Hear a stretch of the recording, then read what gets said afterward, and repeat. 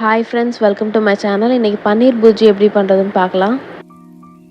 100 grams பன்னீர் shred பண்ணி வச்சுக்கோங்க. 2 table spoon தயிர் எடுத்துக்கோங்க. 1 பிஞ்ச் மஞ்சள் தூள், 1 டீஸ்பூன் மிளகாத்தூள்,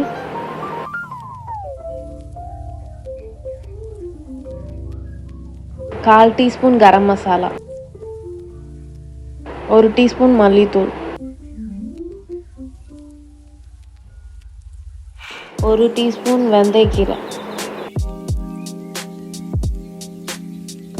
1 டீஸ்பூன் ஜீரகத்தூள். எல்லாத்தையும் நல்லா மிக்ஸ் பண்ணிக்கோங்க. 2 பச்சை மிளகா, கொஞ்சோண்டு இஞ்சி, 7 பல் பூண்டு இடித்து மிக்ஸ் பண்ணி வச்சுக்கோங்க. ஒரு பேனில் 1 டீஸ்பூன் நெய், டீஸ்பூன் எண்ணெய் போட்டுக்கோங்க. 2 டேபிள் ஸ்பூன் கடலை மாவு போட்டுக்கோங்க. 1 டீஸ்பூன் ஜீரகம். எல்லாம் சாட்டே பண்ணிக்கோங்க. நம்ம இடித்து வச்சிருந்த இஞ்சி, பூண்டு அண்ட் மிளகாவை போட்டுக்கோங்க.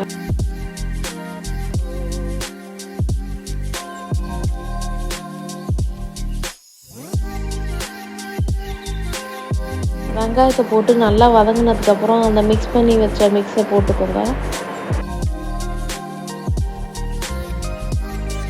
ஒரு கட் பண்ண தக்காளி, அப்புறம் தேவையான அளவு உப்பு சேர்த்துக்கோங்க.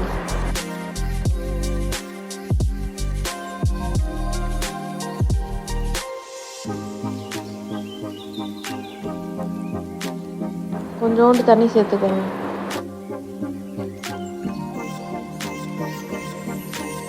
நல்லா பாயில் ஆகட்டும்.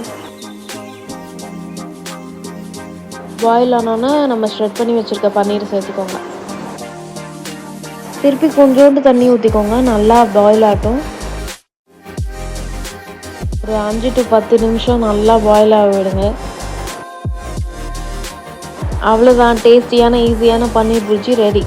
இந்த மாதிரி ஈஸியான ரெசிபி கற்றுக்க என்னோடய சேனலை சப்ஸ்கிரைப் பண்ணிக்கோங்க. தேங்க்யூ, டாடா, பாய்.